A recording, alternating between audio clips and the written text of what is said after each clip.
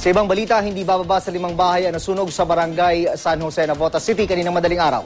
Isang napabayang kandila malapit sa altar ang hinihinalang pinagmula ng apoy. Ang mainit na balita hatid ni Haji Rieta. Pasado alas 2 ng madaling araw nang sumiklab ang sunog sa residential area ng Celestino Street sa barangay San Jose, Navotas City. Ang mga residente nag-alsabalutan para makalikas sa sunog. Nagising na lang kami kasi ang lakas ng alarma. Nagsimula siya sa may Celestino Street doon, tapos gumapang na lang dito sa may likod ng, actually, yung sunog, likod na namin, likuran namin. Ganun. Sobrang laki niya, tapos gumapang na yung sunog sa kuryente. So lumabas kami kasi sumabog na kasi yung transformer ng kuryente. Kaya dali-dali silang lumabas ng bahay kasamang pamilya.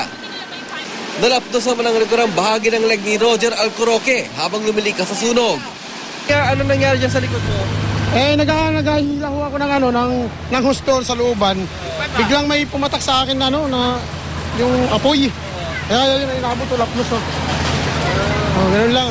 Mabilis o ba yung nangyari? Mabilis o. Ayon sa BFP Navotas, naiwang nakasinding kadila sa tabi ng altar ang pinagmula ng sunog.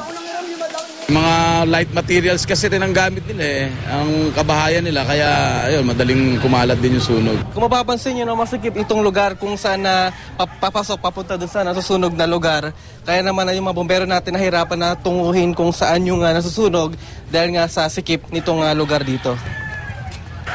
Umabot sa 5th alarm ang sunog pero naideklara naman itong fire out pasado alas 4 ng madaling araw. Hindi bababa sa 5 natupok na bahay. 3 naman ang sugatan ayon sa Red Cross.